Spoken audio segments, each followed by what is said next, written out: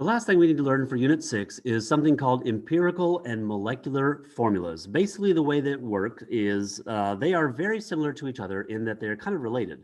What I mean by that is the empirical is a whole number ratio that is the most reduced form. The molecular formula is the same ratio of elements, but multiplied up to be larger. So for example, if I had, let's say C6H12O6. This is glucose, and this is the molecular formula because I could reduce that down to C1H2O1 or CH2O. That is the empirical, the bottom one. It is the most reduced form, but still in the same ratio. The one above it is been multiplied up by 6, and again, that is the molecular form of glucose. So this is how they're related to each other. One is multiplied up, that's the molecular. One is reduced all the way down to the lowest possible ratio, and that is the empirical. So let's go ahead and try this out. Again, I'm going to go ahead and skip this part about the steps because, again, I think it's going to be a little bit easier if I just go ahead and show you. So for number one, what we have here is we have to find the empirical formula of a compound found to contain 53.70 grams of iron and 46.30 grams of sulfur. So what I'm going to do is I'm going to list my elements here. I have iron and I have sulfur. We are given 53.70 grams. We have 46.30 grams here. Sorry, that's supposed to be a 3.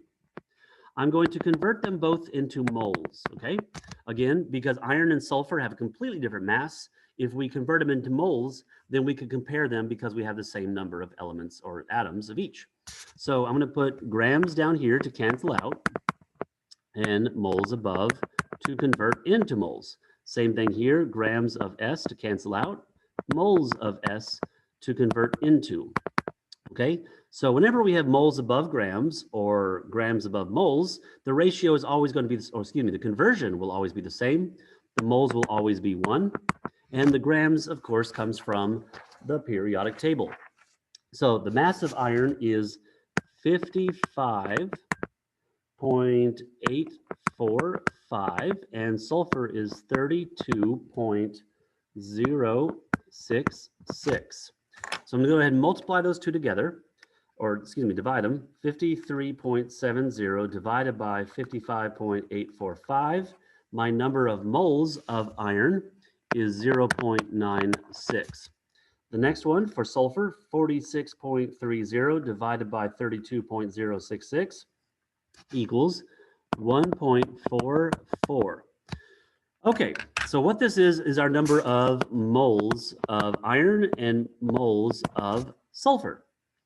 What we need to do now is, in order to get them at the lowest possible ratio, is we need to divide them both by the smaller of the two numbers. So look at those two answers, determine which is the smaller number, and we're going to divide them both by that number. So clearly the smaller is this one. I'm going to divide this larger number also by the smallest number. So of course, this is going to equal 1, not surprisingly. 1.44 divided by 0.96 equals 1.5. Okay, what we would like to see at this point, everybody, is two whole numbers. We would like to see, like, say, 1 and 2, or 1 and 3, or 2 and 4, whatever. That maybe not that, because that could be reduced, but you get the idea. At this point, we're supposed to see whole numbers. Now, I cannot go ahead and say that the answer is going to be this, because I can't say there's 1 Fe and 1.5 sulfurs. Again, those numbers at the bottom must always be whole numbers. So the only way to get around this is if we multiply them both by 2. Okay, this step is not always necessary. In fact, it usually is not necessary. But I am required to multiply them both by 2 because it will take a whole number, an even number, and keep it, for example, 1 will become 2, and 1.5 will become 3. That gives us two whole numbers. Sorry, guys, I'm trying to think of the words. Okay, so what that means is that is the ratio of irons to sulfur. So here's my elements. Again, this tells me there are 2 irons for every 3 sulfurs. So there's our answer, Fe2S3. That is the lowest possible ratio, or the empirical formula, of iron and sulfur given those two masses in the question of number 1. So that's how we do it. We find the mass from the question, we convert it to moles, then we look at the two answers. Whichever is the smaller of the numbers, we're going to divide everything by that smallest number. Typically what we get at that point is whole numbers. If we don't get a whole number, or at least very close to it, then we may have to multiply by 2. Occasionally multiply by 3 if it's like a 0.33 or a 0.67. But in this case, we multiply by 2 because of the 0.5. That means, again, we multiplied by 2, we got 2 and 3, meaning 2 irons for 3 sulfurs. That, again, is the empirical formula. The next one we have, guys, is sodium, and we have sulfur, and we have oxygen, okay?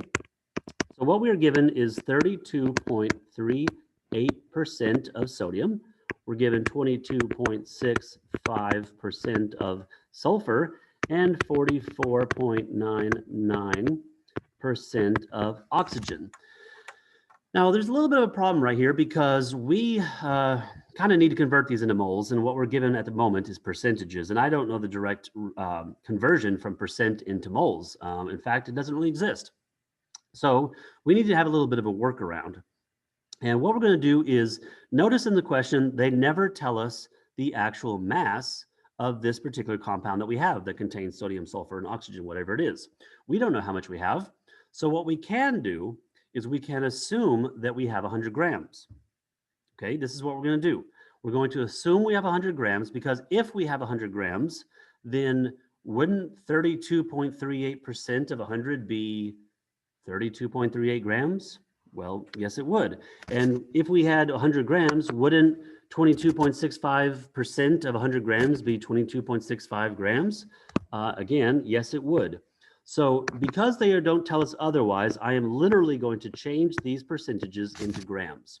Again, we can do that because we are making the safe assumption that we are given 100 grams of this particular compound, whatever it may be. Again, they're not telling us otherwise, and honestly, it doesn't make any difference because we're looking for a ratio of the atoms. We're not looking for the mass of each atom, we're looking for a ratio of each atom. So however many we have really doesn't make any difference, right? So again, now that we know that, I'm going to go ahead and convert each of these into moles just like I did on number 1. I'm going to put grams of Na down here, moles of Na up above it. I'm going to put grams of S down here, moles of S up there, grams of O, moles of O. Okay, again, the mole is always going to be 1 because 1 mole is equal to the mass of each individual element. Sodium is 22.990. Sulfur is 32.066, and oxygen is 15.999. What I'm going to do now is calculate those, of course, which is going to give me my moles of each. 22.990. What I get is 1.40. 22.65 divided by 32.066.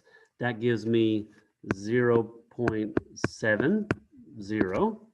And then 44.99 divided by 15.999. And that gives me 2.81. You might be able to notice that, again, these are all multiples of each other, and that's a good thing. So if you remember, what we need to do now is look at those 3 numbers, these numbers right here, and determine which is the smallest of the 3. The smallest, of course, is going to be the 0.7, so I'm going to divide each of them by 0.70, 0.70, 0.70. That obviously will equal 1. This is going to equal 2, and this is going to equal 4, right? So therefore, that gives us our ratio. So our compound is going to have 2 NAs, it's going to have 1 S, and it's going to have 4 O's.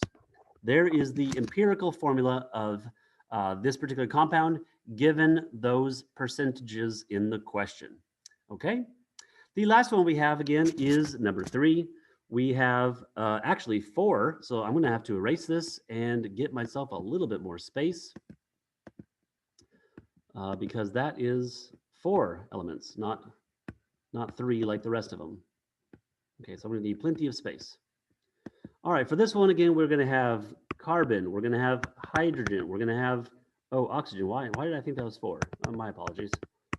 All right, for carbon, we have 63.15%.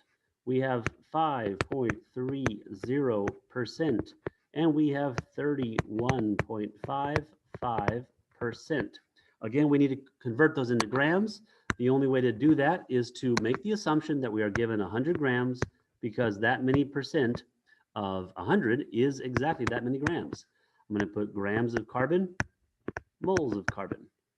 I'm going to put grams of H, moles of H.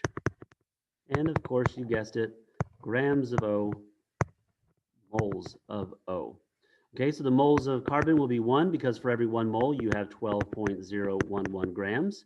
The mole of hydrogen will be 1 because for every 1 mole of hydrogen, you have 1.008 grams. And the moles of oxygen will be 1 because for every 1 mole, you have 15.999 grams of oxygen. All right, the next thing, of course, is to calculate. This will equal our number of moles. 63.15 divided by 12.011 equals 5.2. I'm going to round that up to a 6. 5.3 divided by 1.008 equals 5.2. That's going to round up to a 6. 31.55 divided by 15.999 equals 1.97. Okay, so again, those are our 3 moles. What we're going to do is look at all 3 of them, determine which is the smallest. Obviously, that's 1.97. So I'm going to divide all of them by that smallest value, 1.97. 1.97. Clearly, this is going to equal 1. The other 2 are going to be the same number. I'm going to guess, and I hope it's a whole number.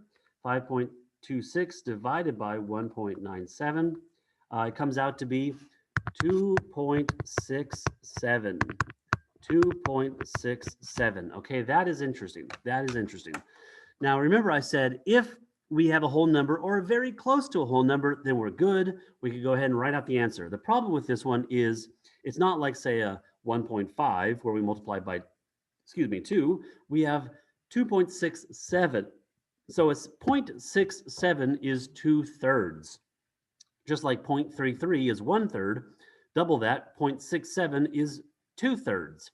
So the only way to get that 0.67 to be a whole number is we're going to have to multiply all 3 of these by 3. Because again, 0.67 is 2/3. If we multiply it by 3, I guarantee you it's going to become a whole number. 1 times 3 is obviously 3. 2.67 times 3 equals 8. Now we have whole numbers. So now, again, we can say that the answer is going to be C.